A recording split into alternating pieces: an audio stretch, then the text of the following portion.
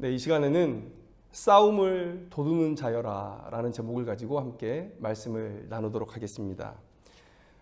성경 속에 제가 도무지 이해할 수 없었던 전쟁의 장면이 있습니다. 그것은 사무엘하 2장에 나오는 남유다의 다윗을 대신한 요압의 군대와 또 사울의 아들 이스보셋을 대신한 아브넬 간의 전쟁의 이야기입니다. 아브넬이 요압에게 이렇게 말을 해요. 청년들에게 일어나서 우리 앞에서 겨루게 하자. 그러니까 요압이 그래 그렇게 하자 라고 얘기합니다. 그 전쟁의 모습이 매우 괴이합니다. 12명의 청년들, 각 진영에서 나온 12명의 청년, 총 24명의 청년들이 둘씩 마주보고 머리를 잡고 한 손에는 칼을 들고 섰습니다. 그리고 시작하자마자 상대방의 옆구리를 찌르게 되는 것이죠. 이 말씀을 읽으면서 요압과 아브넬이 자기의 권력을 가지고 장난을 하나? 게임을 하나? 다른 사람들의 생명을 이렇게 무의미하게 죽일 수가 있는가? 희생시킬 수가 있는가? 이런 생각을 한 적이 있었습니다. 그런데 그 말씀을 묵상하다 보니까 이 24명의 희생이 각 진영에 매우 큰 의미가 있더라라는 사실을 깨닫게 되었습니다. 여러분, 전쟁은 사기가 그 승패를 결정한다고 해도 과언이 아닙니다. 물론 지금이야 최첨단 전쟁이죠. 전자전이라고 얘기하는 사람과 사람 간에 대면하지 않는 그런 전쟁입니다. 그래서 상대방의 사기가 그렇게 보이지 않을지 모르겠어요. 그런데 옛날로 갈수록 이 사기가 전쟁의 승패를 좌우하는 일들이 매우 많았다라는 것이죠. 여러분, 사기에서 밀리면 군대의 규모나 무기의 규모가 별로 의미가 없습니다. 여러분, 이 12명의 싸움도 그러한 의미가 있었던 것이죠. 이 24명의 이 전사들은 각 진영을 대표해서 또 각 동료들을 대표해서 지금 그 자리에 나온 겁니다. 그래서 그들이 전쟁에 임하는 각오, 우리 진영이 전쟁에 임하는 각오를 상대방에게 보이는 것이죠. 나는 죽을 때까지 이 싸움에서 물러나지 않겠습니다. 아브넬이 요압에게 이것을 요청했던 것은 우리의 군인들이 사기가 이렇게 충천하다. 이 나라를 위해서, 이스보셋을 위해서, 나를 위해서 죽을 각오가 되어 있는 군사들이다 라는 것을 보여주고 싶었던 거예요. 너 그런 병사 있겠어? 하고 요압에게 물은 거죠. 요압이 이 말을 듣고 물러설 수 없는 것이죠. 그래서 요압에게도 그런 충성스러운 12명의 이 군사들이 있었고 그들을 내보내서 이런 행사를 벌인 것이죠. 여러분, 이렇기 때문에 그들의 싸움이 치열할 수 있었던 것입니다. 저는 이들의 죽음이 순교였다고 말하고 싶어요. 자기 나라를 위한 싸움, 그 싸움에 순교를 했다. 만약 이들 중에 누군가가 나가서 눈물을 흘렸다든지 혹은 주저하는 모습을 보였다면 아마 상대방의 사기를 크게 높여주는 결과를 초래했을 것입니다. 그러면 그 진영은 필패하게 됐겠죠. 이들은 자기 나라의 사기를 위해서 그렇게 희생을 했던 것입니다. 여러분, 전쟁에서 가장 쉽게 이길 수 있는 방법은 이렇게 상대방의 사기를 꺾는 일이에요. 아브넬이 너무 현명했고 그리고 그 아브넬의 요청에 담대하게 응한 요압도 매우 현명했다고 볼 수가 있습니다. 여러분, 상대방의 사기를 꺾으면 이렇게 쉽게 승리할 수 있습니다. 여러분, 성경 속에서 아수르가 남유다를 공격하는데 그 장수 랍사게가 와서 남유다의 사기를 꺾는 일을 하는 거예요. 애굽은 너희들을 돕지 못한다. 이 지경이 된 것을 보면 여호와께서 너희를 이 아수르에게 넘긴 게 아니겠느냐. 다른 나라의 많은 신들이 그 나라를 구하지 못했던 것처럼 여호와 하나님도 너희를 구할 수 없을 것이다. 계속해서 이렇게 얘기하면서 그들의 사기를 꺾으려고 해요. 이렇게 해서 사기가 꺾이면 그들은 아무 희생도 치르지 않고 이 전쟁에서 승리할 수가 있는 것이죠. 그래서 랍사게가 계속해서 아람 방언이 아닌, 그때 국제적으로 통용되던 아람 방언이 아닌 유다 방언으로 얘기를 해요. 그건 무슨 의미입니까? 백성들의 사기를 꺾어놓겠다는 것이죠. 여러분, 성경 속에서의 싸움의 이야기는 우리가 지금 경험하고 있는 이 영적 싸움의 원리를 그대로 보여주는 거라고 봅니다. 우리가 감당하고 있는 이 영적 싸움도 사기가 매우 중요해요. 그래서 사탄은 우리의 마음속에 두려움, 패배의식을 심기 위해서 부단히 노력하고 있습니다. 우리의 마음속에 어차피 질 거야, 손해만 나는 일에 수고하지 마라고 얘기하는 것이죠. 여러분, 그런 면에서 요즘 한국교회는 사기가 많이 꺾여 있습니다. 여기저기서 모두 패배, 타협, 퇴보의 이야기들 뿐이에요. 해도 안 된다. 전도해야 하는 우리가 세상과 등지면 되겠냐? 미움받지 않도록 적당히 하자. 굳이 이 정도까지 할 필요가 있을까? 여러분, 부흥의 역사를 경험한 많은 나라의 교회들이 한 번 꺾인 그 퇴보의 역사를 다시 되돌리지 못했어요. 다시 부흥으로 되돌리지 못했습니다. 왜 그랬을까요? 그 성장 곡선이 한 번 꺾인 이후에 패배의식이 그들을 지배하는 거예요. 그러면서 그들의 사기가 이미 꺾여버린 겁니다. 지금 우리 모습이 이 지경인데 어떤 반전이 일어나겠니? 하나님의 오신들 이것을 가능하게 할 수 있겠어? 안 된다. 역사의 대부분의 시대에서, 그리고 복음을 먼저 들었던 거의 모든 지역에서 이렇게 한번 사기가 꺾인 이후에 다시 세워지는 일들이 일어나지 않았습니다. 여러분, 하나님의 무능력 때문입니까? 아니죠. 우리의 믿음이 부족하기 때문이죠. 우리의 믿음이 부족하기 때문이죠. 여러분, 사기가 꺾이면 어떻게 될까? 한국교회의 모습을 한번 예로 들어보고 싶어요. 교회에 사기가 꺾였을 때 교회 안에서는 복음이 사라집니다. 그리고 한국교회에서는 1차적으로 기복신앙이 그 복음을 대체하기 시작했어요. 여러분, 성경도 기복신앙을 얘기합니다. 하나님의 말씀을 듣고 순종하는 자에게 하나님께서 복을 주실 것이다. 오히려 우리의 마음 가운데 기복신앙은 하나님을 향한 나침반과 같은 거예요. 복을 구하기 때문에 하나님 앞에 엎드리는 것입니다. 하나님께서 그것을 원하셨어요. 그런데 이 세상에 죄가 들어오고 난 이후에 이 기복신앙이 왜곡된 거예요. 그래서 우리는 예수님, 복음 그 자체를 목적으로 두지 않고 도구로 전락시켜서 나를 위해 사용하고 있다는 거예요. 이게 이 기복신앙의 문제죠. 그래서 성도들이 예수의 이름으로 모여가지고 돈 버는 방법, 자식 성공시키는 방법, 이런 것들을 나눠요.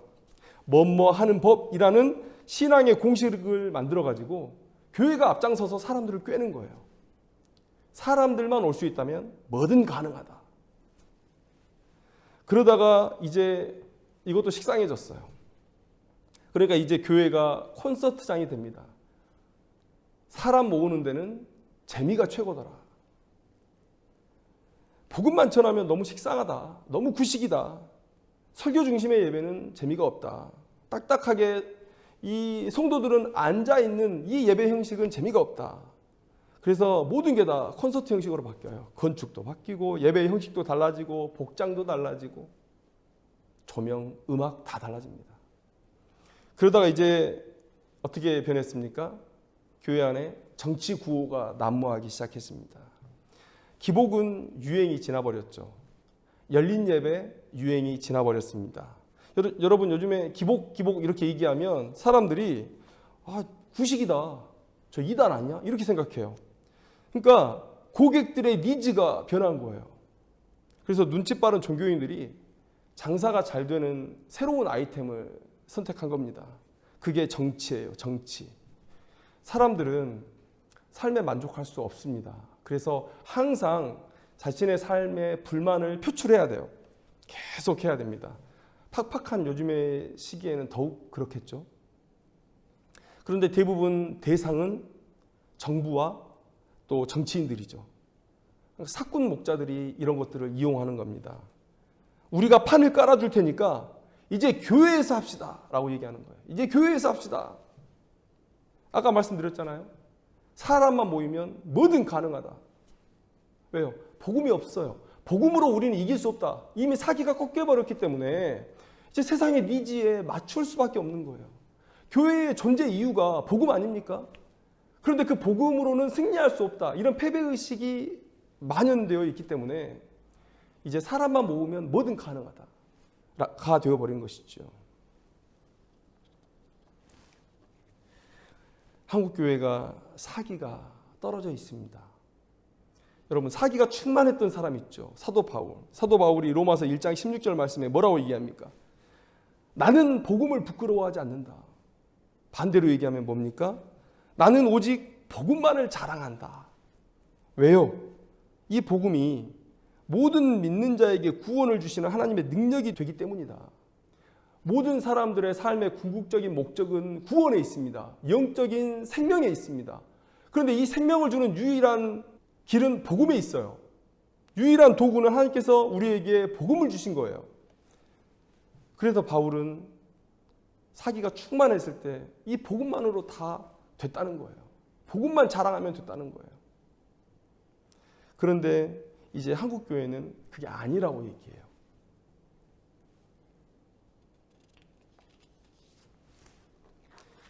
여러분, 이 무너진 사기를 어떻게 할 것인가? 오늘 본문 속에서 그 답을 한번 찾아보겠습니다. 사무엘상 14장 52절 말씀을 보니까 사울이 사는 날 동안에 블레셋 사람과 큰 싸움이 있었으므로 사울이 힘센 사람이나 용감한 사람을 보면 그들을 불러 모았더라, 이렇게 얘기하고 있습니다. 그리고 오늘도 사울이 블레셋과 싸우는 그런 한 장면을 보여주고 있습니다. 오늘 본문을 보니까 사울의 군대가 매우 사기가 떨어져 있어요. 오늘 본문 9절 10절을 보니까 하나님이 모욕을 당하고 있는데 사울과 온 이스라엘은 크게 두려워서 떨면서 어쩌지 못하고 있고요. 심지어 도망가는 사람까지 있었다라고 얘기해요. 이들의 두려움의 원인이 그들이 가진 무기의 열악함 때문입니까? 아니면 군대의 규모 때문입니까? 물론 무기는 열악했어요. 블레셋 사람들은 그때 이미 철기 무기들을 가지고 있었지만 이 이스라엘 사람들에게는 이 사울과 요나단 빼놓고는 철기 무기를 가진 사람이 없었어요. 그런데 성경은 이것이 그들의 사기가 꺾인 근본 이유는 아니라고 얘기하고 있어요. 왜냐하면 이후에 그들이 이 전쟁을 이겨요. 이스라엘 백성들이 사기가 꺾인 이유는 골리앗 때문입니다. 골리앗 때문. 4절 말씀을 보니까 골리앗에 대해서 이렇게 얘기하고 있어요. 그는 싸움을 도두는 자였다. 싸움을 도두는 자. 이 말은 골리앗이 심리전을 위해서 그곳에 있었다는 거예요. 심리전. 그는 키가 3m 10cm 정도 됐다고 합니다. 외적인 모습에서 이미 다른 사람들에게 큰 위압감을 줄 수 있는 사람이죠. 그리고 사무엘상 15장 5절에서 7절을 보니까 그가 가진 무기나 그가 가진 그런 갑옷들에 대해서 설명을 하고 있는데, 여러분 이걸 한번 읽어보시면 아시겠지만 이걸 입고 전쟁을 한다는 것 자체가 불가능해요. 이 무거운 걸 가지고 어떻게 휘두르고 또 이 무거운 갑옷을 입고 어떻게 움직일 수 있을까? 전쟁을 하기 위한 복장이 아니에요. 그는 자신이 크다, 이렇게 어마어마한 무기를 가지고 있고 누구도 뚫을 수 없는 갑옷을 입고 있다라는 것으로 사람들에게 쇼를 하는 거예요. 그리고 이스라엘 백성들의 사기를 꺾는 것, 그게 골리앗의 주 임무였다는 것입니다. 그래서 골리앗이 날마다 블레셋과 이스라엘 진영 한가운데 서서 계속 소리 지르는 거예요. 나와 싸울 사람을 보내라. 나와 싸울 사람을 보내라. 여러분, 아까 우리가 아브넬과 요압의 싸움에서 12대 12의 싸움을 봤죠. 상대편에서 도전을 하면 이쪽에서는 반드시 응전을 해야 합니다. 그래야 우리 팀의 사기가 꺾이지 않아요. 그런데 골리앗이 나와서 그렇게 날마다 이스라엘을 유린하고 하나님을 모욕하고 있음에도 불구하고 이스라엘에서 아무런 반응을 보이지 못합니다. 사무엘상 17장 25절을 보면 이렇게 좋은 조건을 내걸었어요. 골리앗과 싸우는 자에게. 그를 죽이는 사람은 왕이 많은 재물로 부하게 하고 그의 딸을 그에게 주고 그 아버지의 집을 이스라엘 중에서 세금을 면제하게 하리라. 그런데도 싸울 사람이 나타나지 않습니다. 그러니까 이 좋은 조건들이 오히려 더 이스라엘 군대를 더 초라하게 만들어요. 이런 군대로 무슨 일을 하겠습니까? 지금의 한국교회가 꼭 골리앗 앞에 있는 이스라엘과 같다. 하나님께서 모욕을 당하시고 또 교회도 멸시와 수모를 겪고 있는데 우리들 모두가 유구무원이에요. 응전하지 못하고 있다는 거예요. 제가 그들과 같이 싸우고 언론으로 막 따지고 여러분 이 얘기를 하는 게 아닙니다. 우리들의 무기는 뭡니까? 사랑 아닙니까? 오리를 가자고 하면 십리를 가져라. 속옷을 달라고 하면 겉옷까지 줘라. 오른쪽 뺨을 치면 왼 뺨도 내놓아라. 여러분 이게 우리가 응전하는 방법이에요. 그런데 이런 모습이 보이잖아요. 그냥 문 걸어 잠궈버렸어요. 세상이 우리를 받아들이지 않으니까 우리도 세상과 상관없어. 이스라엘이 이 지경이 되니까 하나님께서 나서기 시작해요. 이스라엘이 못하니까 하나님께서 블레셋의 사기를 꺾는 일을 시작하신 거예요. 골리앗이 자랑하는 모든 것을 꺾어버렸어요. 그러면서 하나님께서 살아계시고 이 전쟁에 승리를 주시는 분이심을 이 세상 속에 드러내신 거예요. 여러분 골리앗의 자랑이 무엇이었습니까? 첫째는 그의 키죠. 3m 10cm에 육박하는 그의 키. 그리고 두 번째는 뭡니까? 그가 가진 무기, 그리고 그가 입은 갑옷이었어요. 그런데 그의 큰 키는 작고 어린 소년 앞에 무너졌고 그가 가진 무기는 어린 소년의 물맷돌 하나를 감당하지 못했고 그가 입은 갑옷은 목동이 입은 허름한 홀겹 옷보다도 그를 보호해 주지 못했습니다. 하나님께서 적이 자랑하는 그 하나하나를 다 대응해서 깨부셨어요. 하나님께서 의도하지 않으신다면 어떻게 이런 매치가 가능한가? 하나님은 항상 이렇게 완전한 승리와 또 그 승리에 자신이 개입되어 있음을 항상 드러내 보여주셨죠. 출애굽할 때 10가지 재앙을 통해서 애굽이 믿는 모든 신들을 다 패배하게 하셨습니다. 또 압살롬의 이야기도 있죠. 얼마나 똑똑했습니까? 암논을 죽이고 아버지의 왕위를 찬탈하기 위해서 그게 머리가 얼마나 비상했습니까? 그런데 압살롬이 죽을 때 어떻게 죽었죠? 상수리 나무에 머리카락이 아니라 그의 머리가 걸렸습니다. 머리카락은 압살롬의 아름다움의 상징이죠. 그 때문에 멸망한 게 아니에요. 그가 자기의 머리를 믿고 하나님의 뜻을 거역하는 일을 했기 때문에 하나님께서 그 머리를 심판의 도구로 삼으셨다는 거예요. 하나님께서 골리앗에게 똑같은 일을 하신 거예요. 그 골리앗을 믿은 블레셋에게 똑같은 일을 하신 거예요. 그렇게 모든 블레셋과 이스라엘 군대는 골리앗의 죽음을 보았습니다. 완전히 판이 뒤집어졌어요. 전세가 완전히 뒤집어졌어요. 다윗이 그의 머리를 베니, 골리앗의 머리를 베니 블레셋 사람들이 자기 용사의 죽음을 보고 도망하는지라 이스라엘과 유다 사람들이 일어나서 소리 지르며 블레셋 사람들을 쫓아가 죽였고 그들의 진영을 노략하였다. 여러분 사기가 오르면 전세가 뒤집어지죠. 하나님은 블레셋의 싸움을 도두는 자보다 더 강한 이스라엘의 싸움을 도두는 자를 준비하셔서 그 전쟁을 승리하게 하셨다. 이스라엘과 블레셋의 전쟁에 승패를 좌우하는 것은 여러분 무기의 좋고 나쁨이 아니었습니다. 군대의 규모 때문이 아니었습니다. 사기 때문이었어요. 여러분 그렇다면 이 시대에도 사기가 꺾여버린 이 한국교회에도 이렇게 싸움을 도두는 자가 나타나야 되지 않겠는가? 꺾여버린 이 한국교회의 사기를 다시금 북돋을 만한, 진작시킬 만한 영웅이 등장해야 되는 것이 아니냐라는 거예요. 영웅이라고 말씀드리니까 좀 거부감이 있으실 것 같아요. 당연합니다. 다윗은 영웅이 아니었습니다. 여러분, 다윗은 사울의 교만으로 인해서 하나님께서 가장 작은 자를 찾으셨는데 그렇게 해서 찾은 자가 다윗이었던 거예요. 가장 작은 자. 하나님의 말씀에 전적으로 순종할 가장 작은 자. 하나님은 다윗의 무엇만 보고 결정하셨습니까? 집안도 아니에요. 그가 가진 능력도 아닙니다. 오직 그의 믿음과 그 믿음이 드러난 그의 삶을 보고 하나님께서 다윗을 선택하신 거예요. 그렇다면 여러분에게 도전합니다. 우리 중 누구라도 다윗이 될 수 있어요. 이스라엘의 이 전쟁을 승리로 이끄는 다윗과 같이 오늘 이 꺾여버린 한국교회에 이 교회의 싸움을 북돋는 자로 저와 여러분 모두가 쓰일 수 있다는 거예요. 다윗이 골리앗을 만나기 전에는 자신이 이 싸움에 개입할 거라는 생각을 했겠습니까? 또 골리앗과 싸워서 이기게 될 것을 예상했을까요?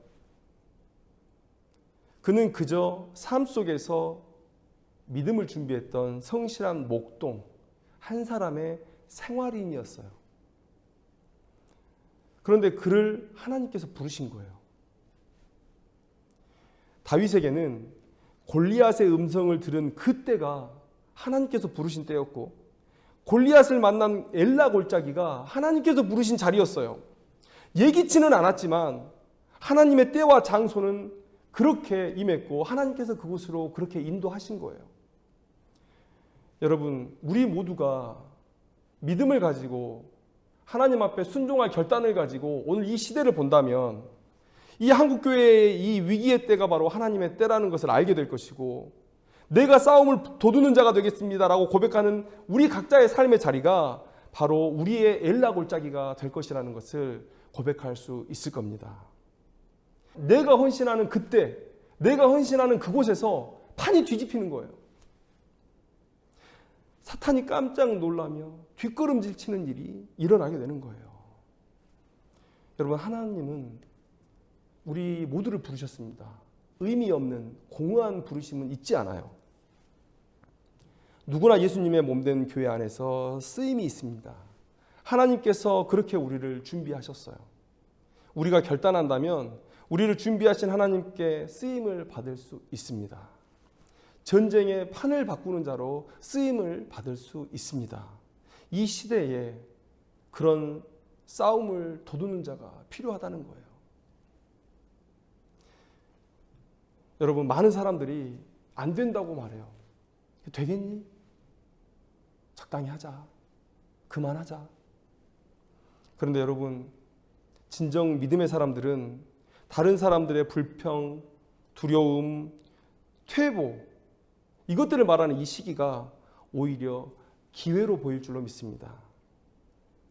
하나님께 영광을 올려드리고 이 역사 속에 하나님의 이 역사 속에 동참할 수 있는 그런 기회로 보게 될 줄로 믿습니다. 그런데 정말 안타까운 것은 오늘 다윗 혼자만 골리앗을 대적할 마음을 먹은 것처럼 이런 사람들이 많이 없다는 거예요. 오히려 대부분의 사람들은 겁먹은 채 두려워 떨며 도망하는 다수의 이스라엘 군대와 같은 그런 모습으로 살아가고 있고, 그리고 그것은 내 일이 아니다. 그런 일은 리더십들이 해야 되는 거 아니냐라고 물러나고 있는 그런 현실을 맞닥뜨리고 있습니다. 더 심한 경우는 다윗의 형들 같은 사람들도 있어요. 하겠다는 사람을 가로막습니다. 그들이 하는 얘기가 뭡니까? 그들이 자주 사용하는 방법, 나이로 찍어 눌러요. 나이. 어린 게 뭘 하겠다고 나서냐. 성경 속에서 하나님은 작은 자를 사용하셔서 자신의 능력과 영광을 세상 속에 드러냈는데, 그런데 그 하나님의 일하심에 역행하는 자들이 있어요. 나이로 찍어 눌러요. 두 번째는 뭡니까? 지위, 스펙 이런 걸로 찍어 누릅니다. 네가 뭘 한다고 나서냐. 여러분, 다윗의 형들은 군인이었죠. 다윗은 그저 목동이었어요. 전쟁에 대해서 형들이 더 잘 알겠죠. 믿음을 가지고 세상 속에 나아가려 하는 자들을 이 전문 지식을 가진 사람들이 막는 거예요. 그쪽 계통에서 종사하고 있던 사람들이 막는 거예요. 조심스럽게 말씀드리지만 성도들의 귀한 헌신을 목회자들이 가로막고 있지 않은가. 우리가 가진 어줍지 않은 신학 지식으로 막고 있는 건 아닌가. 항상 새로운 일을 행하시는 하나님의 그 놀라우신 역사를 우리가 가진 신학적인 바운더리로 그들을 재단하고 성도들의 귀한 헌신을 우리가 막고 있지는 않은가. 이런 일들이 있다는 거예요. 그리고 이도저도 안 되면 마지막 방법, 그냥 이유 없이 비난하는 거예요. 형이 그래요. 형이 교만하다, 완악하다, 네가 전쟁을 구경하러 왔다. 다윗이 무슨 말도 안 했는데. 오히려 하나님이 모욕당하고 이스라엘의 군대가 모욕당할 때 다윗처럼 울분을 토해내는 사람들이 있어야 되는 거 아닙니까? 오히려 전쟁터에서는 이런 사람이 필요한 거예요. 다른 사람들의 사기를 끌어올려줄, 공동의 적에 대한 분노를 끌어올려줄 그런 사람이 필요한 거예요. 근데 너무 패배의식에 쩔어서 다윗의 그런 헌신을 막아버리죠. 이유가 없어요. 저는 이것이 사탄의 최후의 발악이라고 생각돼요. 이것저것 방법 다 써보다가 안 되니까 이유 없이 비난하는 거예요. 여러분, 이런 발악이 눈에 보일 때 그때가 하나님의 때예요. 그 길이 하나님의 길이에요. 영적 안목으로 그때 계속해서 뚫고 나가야 돼요. 그래야 다윗과 같이 하나님 앞에 쓰임받을 수 있습니다. 이 사탄의 방해와 유혹을 이겨내야만 하나님 앞에 쓰임받을 수 있다는 거예요. 나 같은 자가 무슨 헌신이야. 목회자들이 해야 되는 거 아닌가? 교회 장로님들이나 안수집사님들이 해야 되는 것 아닌가? 아니요, 여러분. 다윗도 아무것도 아니었다니까요. 헌신하는 그 사람이 하나님께서 붙들고 부르신 자라는 사실, 여러분들이 기억하셨으면 좋겠습니다. 여러분, 작은 자를 사용하신 하나님의 이야기가 있습니다. 다윗의 셋째 아들 압살롬이 반역을 했을 때 그 반역은 곧 진압되었습니다. 다윗이 예루살렘으로 황궁을 하는데 유다 백성들이 자기의 지파 사람이니까 유다 지파 사람들이 다윗을 옹위하면서 이렇게 성으로 들어가고 있는데 다른 많은 지파 사람들이 와서 왜 너희들이 다윗 왕을 옹위하면서 성으로 들어가냐고 시비가 붙었어요. 다른 지파 사람들이 이렇게까지 말합니다. 네가 왕을 도둑질했다. 감정 싸움으로 번져가는 것이죠. 유다 사람들이 다윗은 우리의 종친이기 때문에 우리가 옹위하는 게 맞다. 그렇게 해서 계속 싸움이 붙다가 유다 지파의 목소리가 더 커졌어요. 그러니까 세바라는 사람이 반역을 꿈꿉니다. 그리고 나서 저기 북쪽 갈릴리보다 더 먼 곳, 그 아벨 벳 마아가라는 성에서 이제 그들이 토성을 쌓고 이제 전쟁을 준비하고 있습니다. 요압이 그 전쟁을 진압하러 갔어요. 동족 상잔이 벌어질 그 위기에 그것을 막은 사람이 누굽니까? 한 여인이 이 일을 해결해요. 여러분, 여인이 어떤 존재인지 아시잖아요. 그 시대 여인의 권리가 형편없었습니다. 모든 사회적인 법적인 대표자는 남편이었고요. 아내는 남편의 소유물처럼 여겨졌어요. 여러분, 서원해도 하나님께 서원을 해도 남편의 허락이 없이는 그 서원을 지킬 수 없었습니다. 하나님을 섬긴다는 이스라엘, 신정국가인 이스라엘 안에서 하나님께 드리는 서원조차도 남편의 허락을 맡아야 될 정도의 사람이었어요. 그리고 저 위에 예루살렘으로부터도 너무 먼 그런 성에 있는 한 여인, 그 여인이 이 전쟁을 끝냅니다. 아무 희생 없이. 하나님의 뜻을 거스르고 다윗의 왕권에 도전한 세바를 죽이고 목을 쳐서 요압에게 던져줍니다. 그리고 이 전쟁을 끝내요. 이렇게 주목받지 않았던 한 사람, 이렇게 작은 한 사람을 하나님께서도 쓰시는데 여러분들이 어떤 핑계를 대시겠습니까? 하나님께서 다윗을 쓰셔요. 패배에 쩔어있던 모세를 부르셨습니다. 갈대아 우르에서 우상 숭배하던 아브라함을 부르셨어요. 오늘 동족 상잔을 막기 위해서 저 북쪽에 아무도 관심 갖지 않았던 그 작은 성 아벨벳 마아가의 한 여인을 들어 사용하셨어요. 이제 우리가 핑계댈 게 뭐가 있습니까?